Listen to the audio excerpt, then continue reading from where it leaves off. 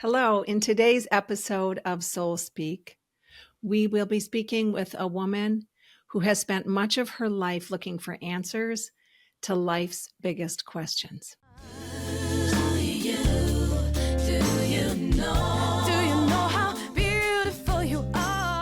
Welcome back to Soul Speak. I am Meg Michaelson. Thank you so much for joining me today, for liking, for sharing, for rating, and just for being here in our community, because the people that tune in are the ones that are tending to want to grow and make the world a better place.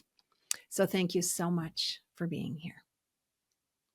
Today we are going to have a treat. We're going to speak with a woman named Reverend Rose Hope, who is a beautiful, not only a beautiful woman with a big mission, she really is on a mission to elevate how others think and others live. So, of course, she's a great fit for right here on Soul Speak. She's delved into many questions about why am I here? What's the meaning of life? And how do I find happiness?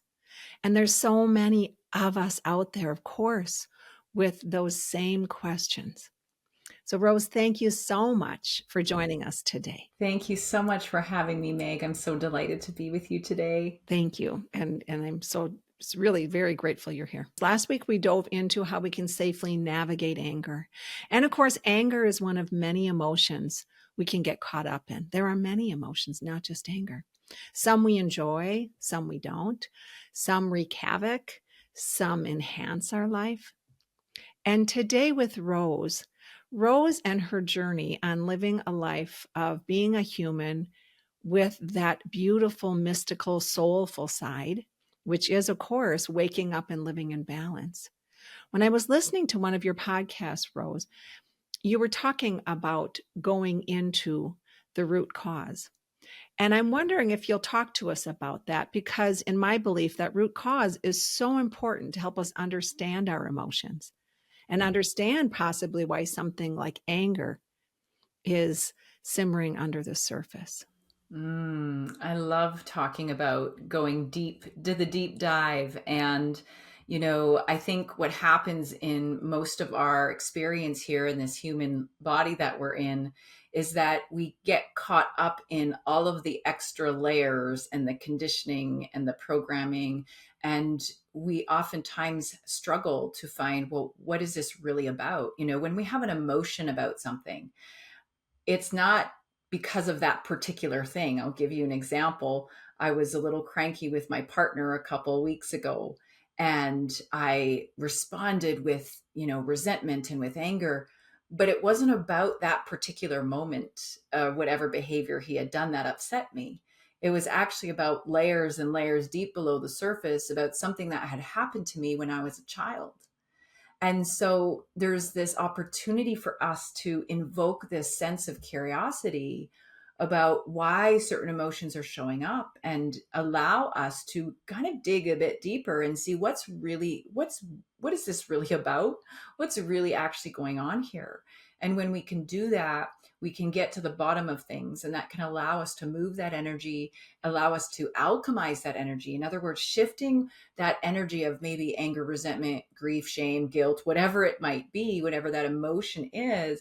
And now we have this opportunity, this beautiful opportunity to look at that and say, no wonder I responded the way that I did. No wonder I felt the way I did. And I love this power of no wonder, because it gives us some grace so that we're not beating up on ourselves. Because, when we have an emotion, oftentimes we then go into this self-criticism, beating up on ourselves of how we responded or reacted to whatever the situation was. And then we get lost in that too. And then that blocks us from really looking deeper and saying, okay, what is this really about? So this beautiful opportunity for us to really uncover, there's an unpacking, if you will, that is inviting us in whenever we have an emotional response to anything, to invite us in to start peeling back the layers and say, I wonder what there is in this for me. I wonder what the learning is in this for me. Because there is such growth that comes when we're willing to say, what's in that for me? What's the learning? What's the understanding for myself, for me to be able to move forward? Yeah. Absolutely. Yeah. So there's this aspect of peeling back the layers that I want to bring to the surface, because I think it's also very easy for us, Meg, to judge whatever emotion we're feeling. And what if we don't have to look at shame as a bad thing or anger as a bad thing, right? And so that invitation to look at just the emotion as simply as a neutral perspective, instead of condemning feeling a certain way, we can look at it with a neutral perspective. And that allows us also to then uncover, okay, there's something more in this for me as well. Absolutely, because oftentimes we go through life not unpacking. We just keep packing and packing because we're so busy. Our society tends to lean towards busyness. And then we can pretend things are fine, and then we can't. And so then it comes out, like you said, with your partner sideways. And it's not about that. And so you're going into wonder. Absolutely. That's something I do and teach others, is staying in that face of wonder as often as we can, because otherwise we do the tasks, we do the tasks, we do the tasks, and we can even tell ourselves it doesn't matter, right? Of course. But it always matters because it's It always stuck in does. there somewhere. Yes, So and can, go I ahead. was so good at keeping things packed. Like that was like I was a pro at burying all the things, whether it was grief or shame or whatever it was, and I would bury it, and I would, get out there and put my brave face on and face the world. But what I uncovered in my process and my journeys was that that was not serving me anymore. I couldn't hide from those deeper aspects of myself, those shadow aspects, oftentimes we refer to them as, because there's such gifts in those too. Yeah. That's right. We make it wrong. And yet, as you said earlier, it's not wrong. It's just part of being a human. And there's beauty in humanness and there's challenge in humanness. And when you're helping a client unpack, can you tell us what that looks like to get to the root cause? Give us some sort Yeah. of an example. Sure. I mean, I think there's a lot of ways that we can start going into that root cause. And the first one is inviting a conversation with that energy. So I teach my clients to build a relationship to whatever it is they're feeling. So rather than compartmentalizing it and shoving it away, I say, no, let's hold space for it. And I go as far as to actually hold my hands, and I encourage my clients to do that. And I hold that anger and I hold that grief, whatever that emotion is that I'm feeling. I hold it like as if I'm holding this sweet little bird in my hands. And I begin to have a conversation with it. So for me, I like to visualize it. I like to feel into it. So I'll say, hi, grief. And usually I'm bawling my eyes out at this time, right? Like if it's grief coming up, surely I'll be crying. And I say, oh, I'm so upset that you're here again. But I know you're here to show me something. I know you're teaching me something. I know you're growing me. Tell me what I need to know. And in inviting that conversation, something really beautiful happens to that energy itself. So that energy of grief might be dense before I have the conversation. And as I speak to it, it says, oh my gosh, they see me, they hear me. And right away, that emotion starts to become lighter for us. It becomes a bit more fluid for us to be able to then receive more information and insight from that. So that is one of my big invitations, is to start opening that dialogue with that energy or that emotion itself. And once we start to do that, then we kind of loosen it up. It gives us a little bit of space. And then what happens is, whether you know it or not, that energy is going to give you information. So it might not happen consciously in that moment, but most certainly that information will come through you throughout the day, or through reflection and journaling, or whatever your process might be. But there is an opportunity there for you to then ask those questions. We talked about that wonder, that curiosity, and being willing to say, is this really about this particular experience, or does this go deeper? And thank you, because that's so important. And it goes back to, is this the reaction I want to have going forward? Is this something I want to shift? Or am I just going to be okay with continuing this reaction? Because we want to have that hope to change, right? In order to Yes. bring about change, because it takes an intention, and an intention is so important in our daily living, certainly. Yes. It really is the will to change, I think, too, even taking that further, not just the hope to change, but the will to change. And one of the greatest gifts that we were given is the power of free will. And many of us have forgotten about the power of free will because that ego mind, or the ego mind, or the logical mind, in metaphysics, we call it the false mind. That part of us has taken over for many of us. Thousands and thousands of years ago, it was like run from the predators and it knew to keep us safe. But now the ego starts to overstep its boundaries. It comes in and it says, oh, you don't know what you're talking about there, or you don't know how to do that. It brings about all of these negative aspects of us, but its intention is to keep us safe. However, nobody's ever put boundaries in place. Most of us haven't. And so there's this beautiful opportunity for us to also build the relationship with that ego aspect of ourselves, that false self, and start nurturing that aspect. So then now the ego can have its role to keep us from, doing things that will risk our lives, but it's not going to intercept every time we want to go out of our comfort zone. Every time we do want to make a change, that ego will get quieter and quieter simply by starting to build a relationship. Again, it goes back to building these relationships. So having this conversation now with this part of ourselves, I like to even give my ego a name. And that's one of my greatest tricks that I love to do, because it helps me to separate myself from myself. We are these multidimensional beings, and we forget that we have these aspects within us, and that we actually get to control the ego mind, not the other way around. And yet most of us are letting it run the show. And so in creating this beautiful dialogue and this relationship, I lovingly hold space for my ego when it needs to be there, and I lovingly invite it to step aside when maybe it shouldn't be there. And so it's this beautiful bond and connection, so that way, when I'm making decisions, they're aligned decisions. When I'm allowing myself to go deeper into the root cause, my ego oftentimes is the storage unit for those root causes. And so now we can really start to build even a deeper relationship and say, okay, ego, where is this really coming from? Right? Yeah. And then we're going into just that unraveling, that unpacking. And like you said earlier, it might not happen in that moment. When we have taken a while to build a pattern, it takes us a while to reformat that pattern. And rarely is there is an aha. You can have an aha and have an instantaneous shift of mind. However, our body's a little slower. So remember, then we have to practice the new way.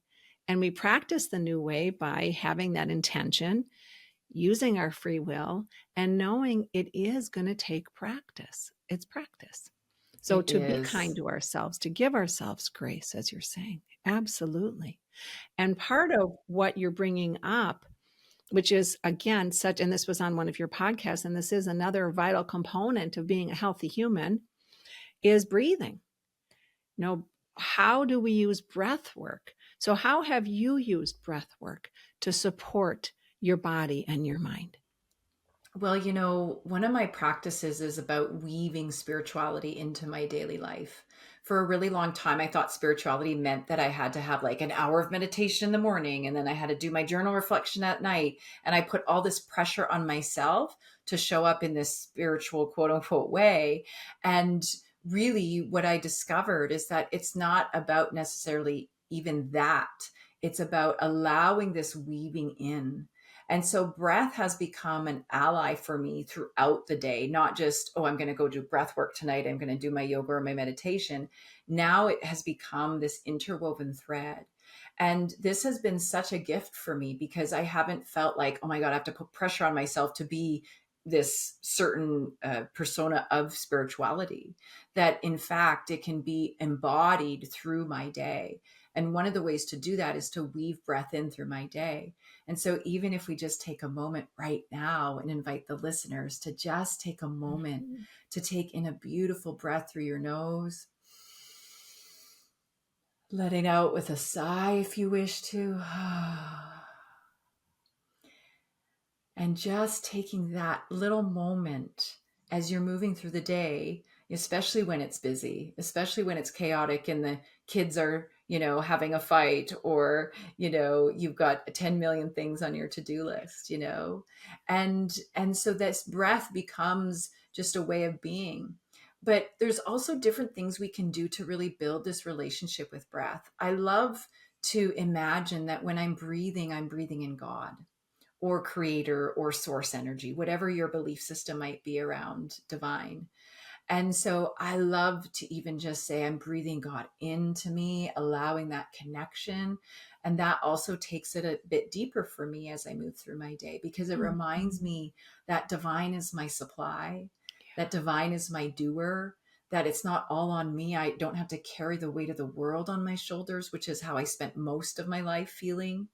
And so, this idea of tuning into that divine frequency when we are taking that breath, even throughout the day, it shifts everything. It's almost like I feel like I'm being moved into a whole nother trajectory in my day just by Yeah, that one just the thing. breath. And that Yeah. beautiful breath that's a fifth chakra, which is the throat and the jaw and the tops of the shoulders and the neck. Mm, And this is also the area of surrender. So yes. every time we are taking a breath and releasing, we're actually on that beautiful subconscious level, we're Mm. surrendering. The Ah, more we do it, the easier it becomes to integrate into our daily practice. mm, And as Rose was saying, it's part of her daily practice. It doesn't just automatically happen. It is the conscious connection of this is what I want to bring into my day. yes. And then I'm going to do that. And sometimes I'm not going to do it great, and sometimes I am, but I'm going to be able to get back because this is something that we can all do and it's free. It It doesn't is. cost us anything, but it actually expands our whole Mm, physical being into healthier ways. And yeah. and as Rose said, you can incorporate with inhaling and bringing in spirit. Absolutely. And then the exhale, you could even say, I surrender. And Yes. just allow the flow, the inhale and the exhale. And like you said earlier, Rose, with sometimes it takes more than, it's more than one time to get anywhere, right? We have to Mm, unpack over time. Same thing with learning how to surrender with your breath, turning it mhm. over. Sometimes we have to breathe more than once because our adrenaline can spike right back up to the thought in a Yeah. nanosecond because our mind works that fast. Yes.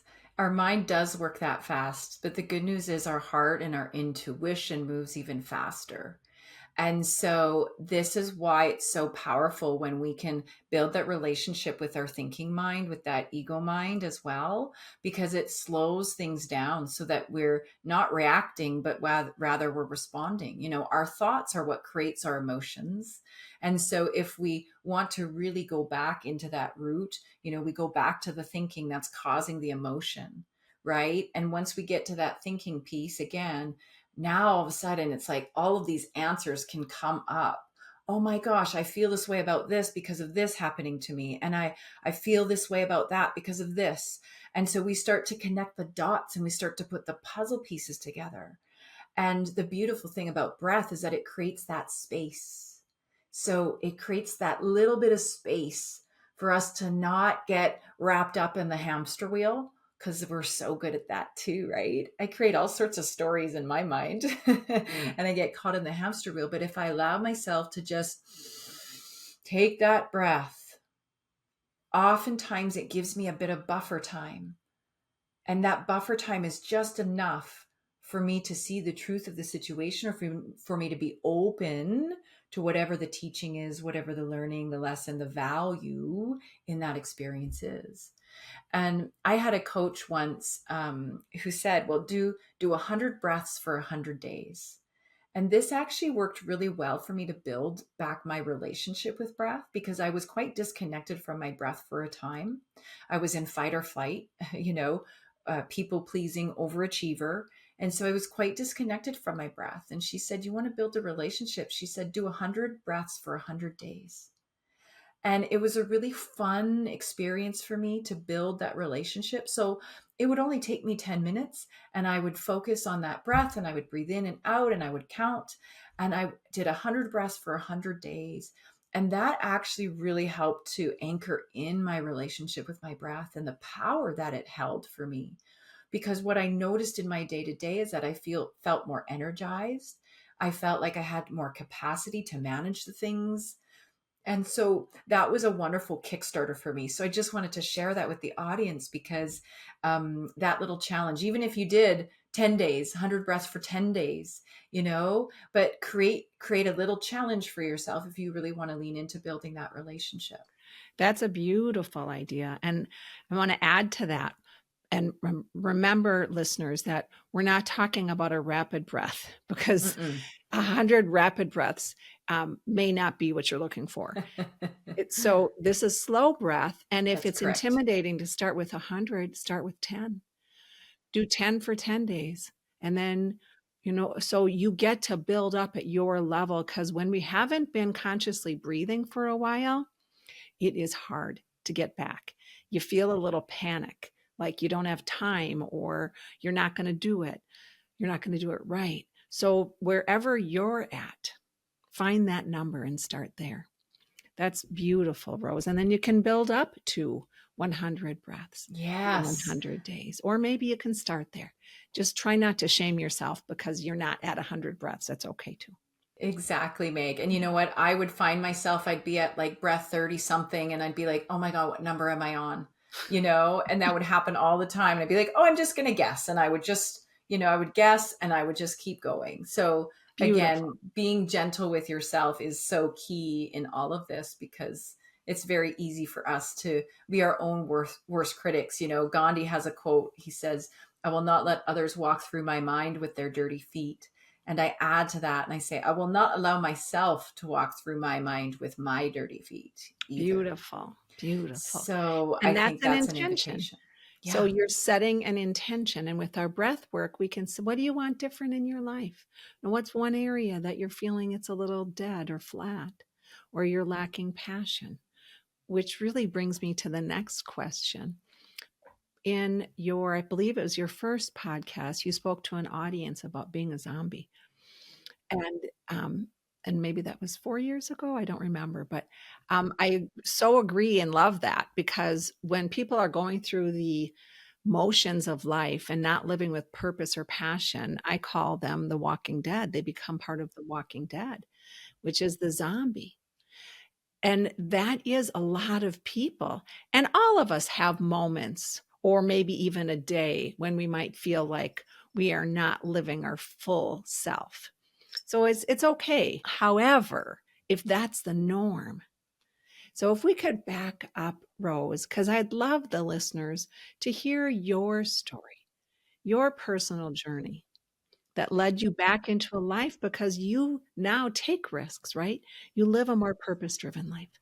Yes, I really do. There's a big difference between being driven and being drawn. And I spent most of my life being driven. I was driven by achievement, I was driven by what people thought. And now I let myself be led.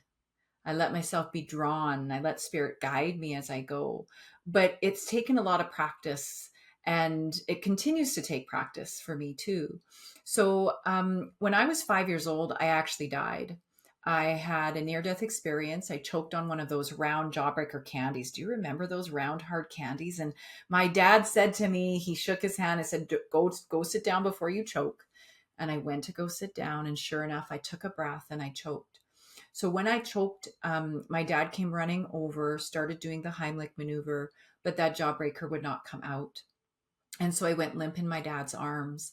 And in that moment, I had an out of body experience. I remember hovering above my body, my dad working on me frantically, my mom running to go to the phone for help, my sister peeking around the corner. But I felt completely held. I felt peace. I felt love. I just remember looking at everything below and not being overly attached to it. Now, in my 5-year-old little body, I didn't understand really what had happened at that time. But my dad did what you're not supposed to do, by the way. He used his thumb, pushed against the inside of my throat, and was able to pop the jawbreaker out and get me breathing again. And so I came out of that experience feeling like God gave me a second chance. So I better prove that that was the right decision. So that created this overachiever in me. By grade 4, I was the president of the Kids for Saving Earth Club because I felt like I needed to have purpose. So even at 9 years old, I was already starting leadership and trying to do something to save the world. I felt like the world was on my shoulders in a way. And that piled up and piled up and piled up. And so after that experience, I was raised in a very loving Catholic home. And so after that experience, I would start to have premonitions. I would start to have very lucid dreams. My intuition was very strong. But because I don't think mom really knew what to do with me, I just kind of kept it to myself.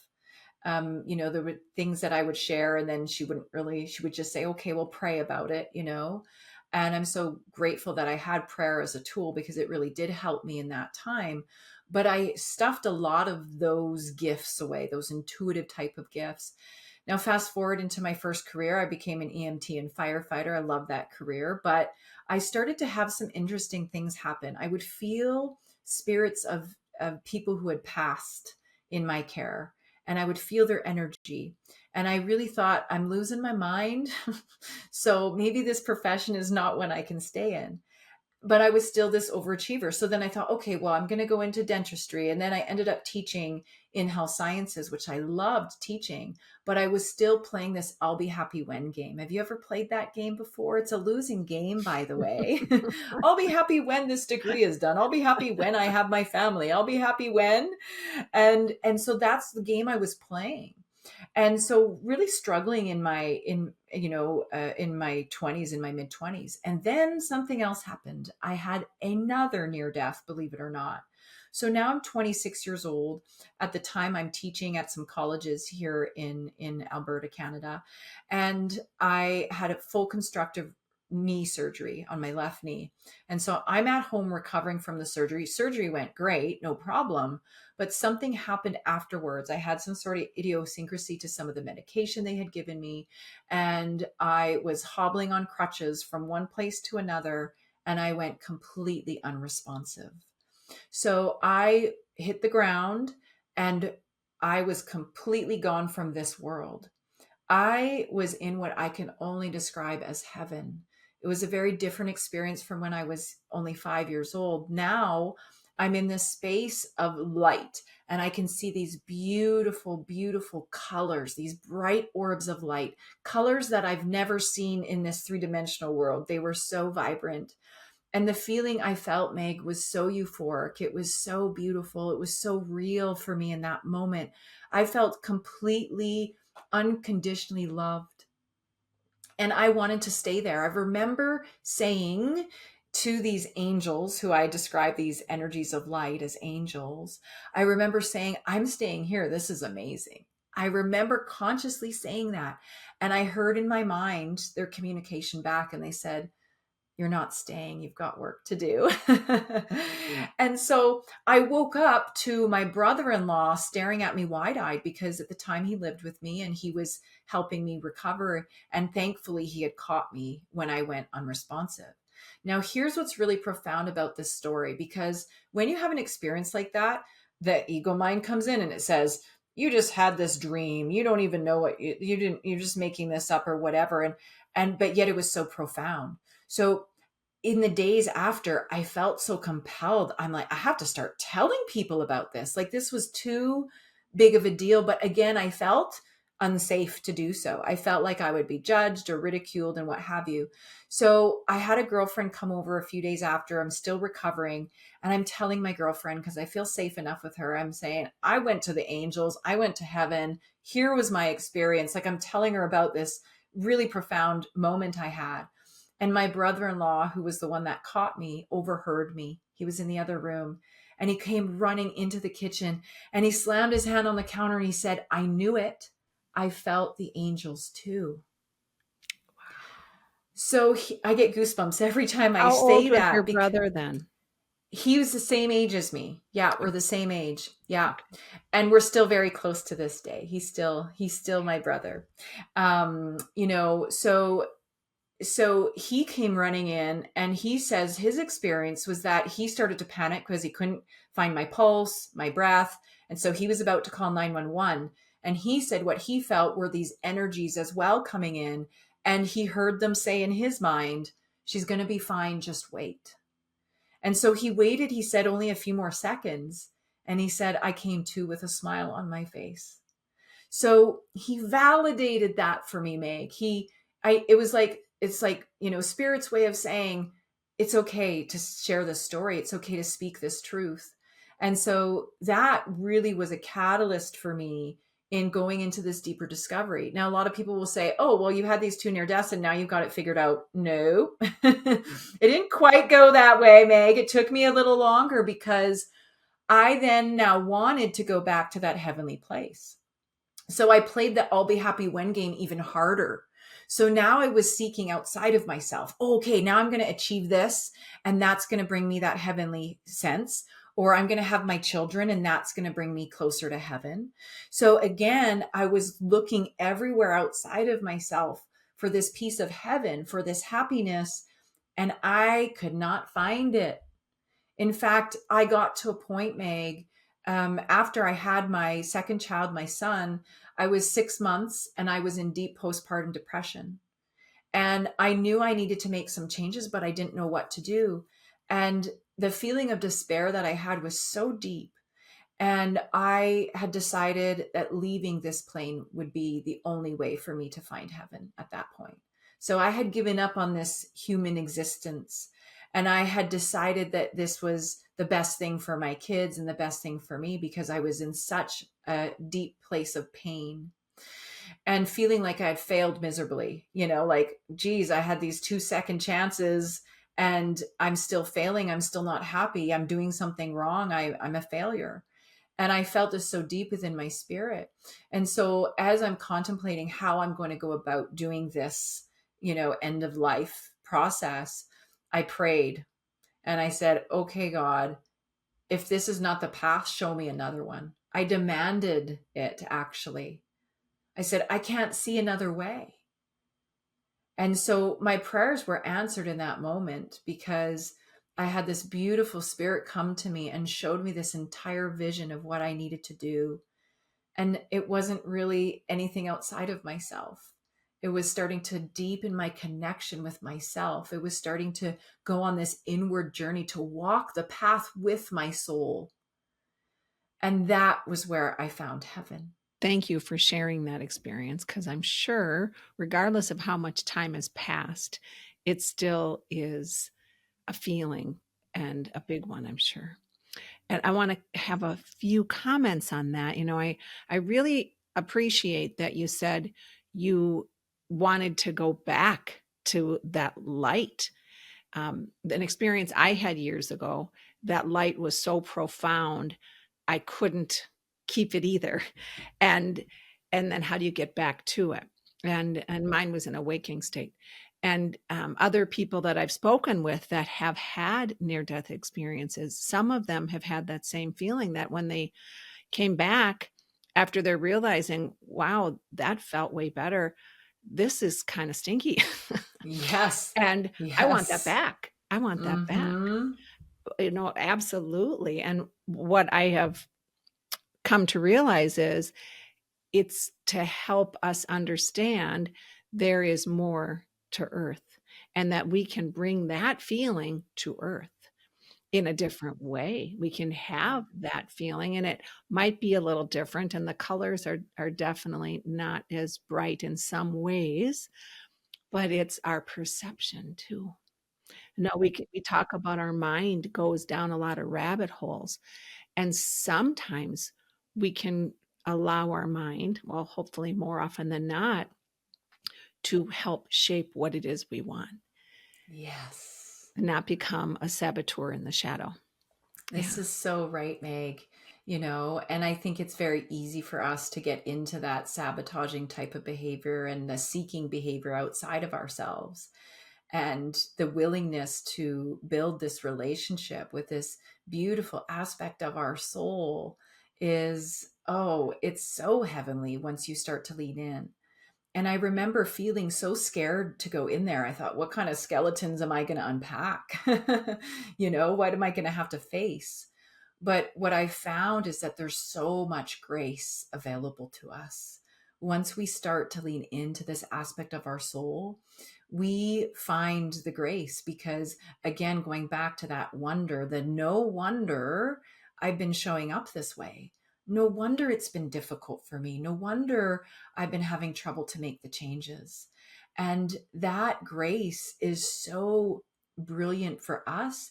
It allows us to continue this beautiful journey inward, and it allows us to tune into that frequency of heaven because it is available to us. It was innately given.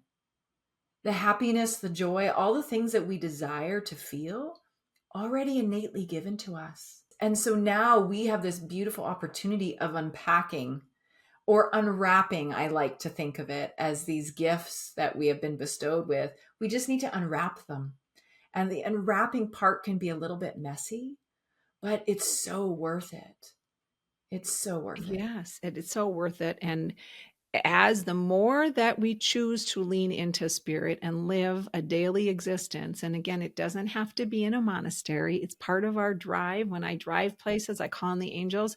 If I need a parking spot up close for some reason, I bring it into my daily living in all regards as much as I can. And sometimes I forget because I'm human. And when we have a profound experience, and you've had multiple profound experiences, that can give us an aha. But as Rose said, it didn't completely save her life in some regards. She still is doing the work that every other human that hasn't had a near-death experience is having. It caused her to feel a little depressed because she didn't know how to access that same feeling. So all of us, that are on this path to live a life that feels brighter and lighter and more awake, how do we take what you have learned, Rose?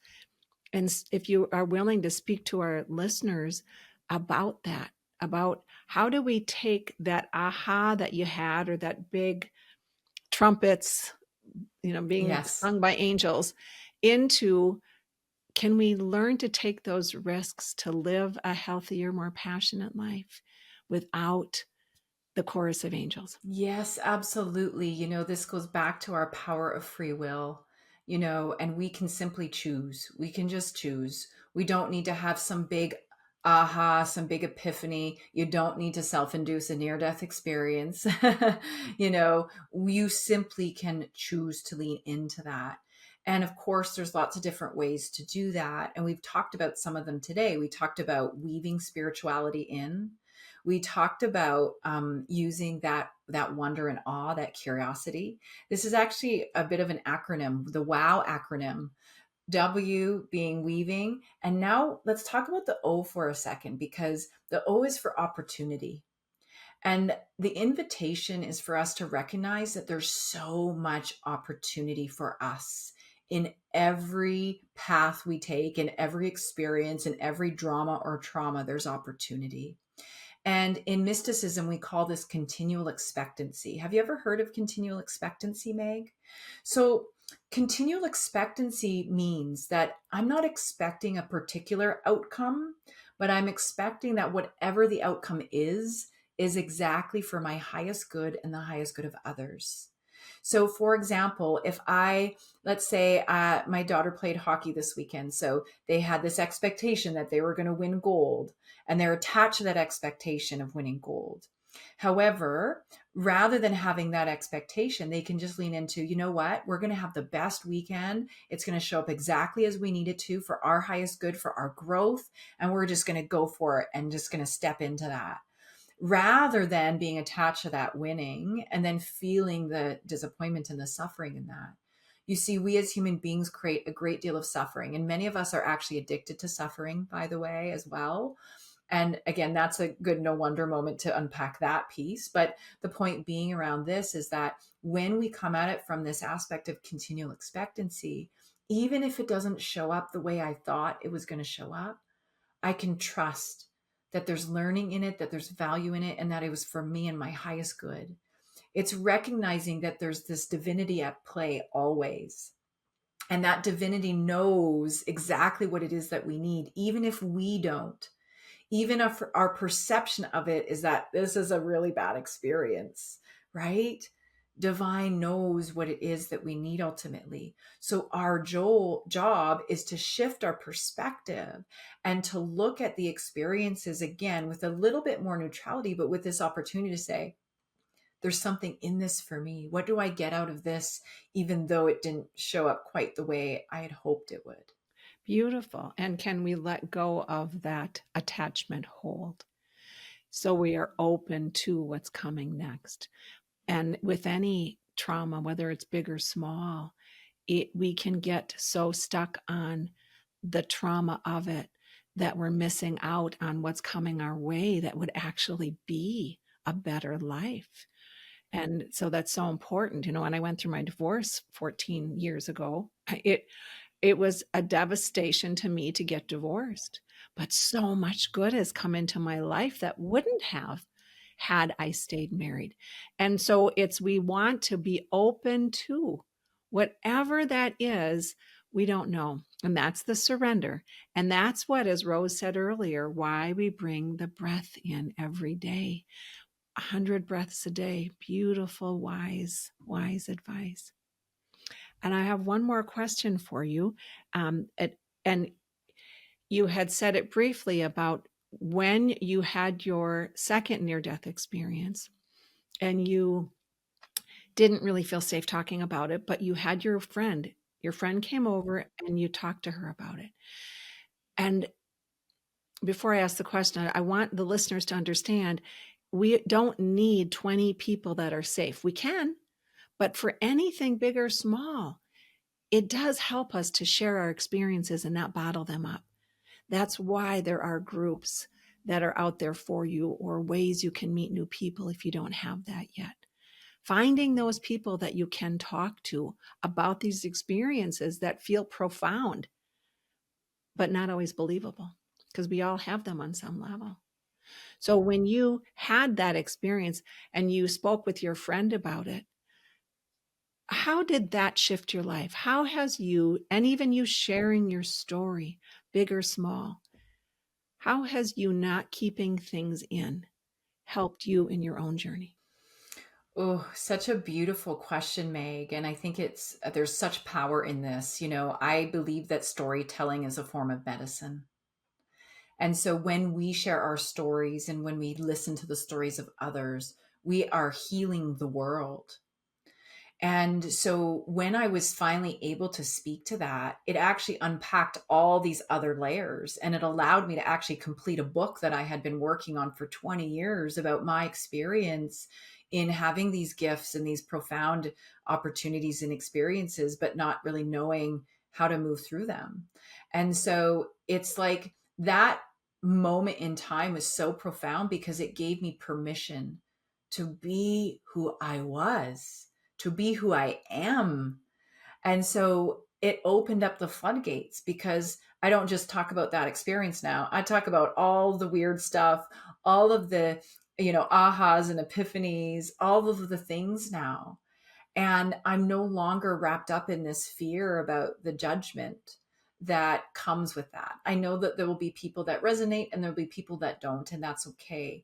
But I know that this is part of my mission to share this story, to share these messages with people, because it's part of that beautiful purpose, my God given purpose to share my stories with the world, to share my light with the world, however that might be. So one of the really interesting things about, speaking up and speaking our truth is that there's so much that can hold us back. You might have heard the saying that shame breeds in silence, so does anger, so does resentment, so do all of these other denser, or how we perceive them as low vibration energies, right? That's, they breed in that space. But when we allow them to come to the surface, to be lifted, not only does it create liberation for us, but it also gives permission for other people to do the same, for them to also be free.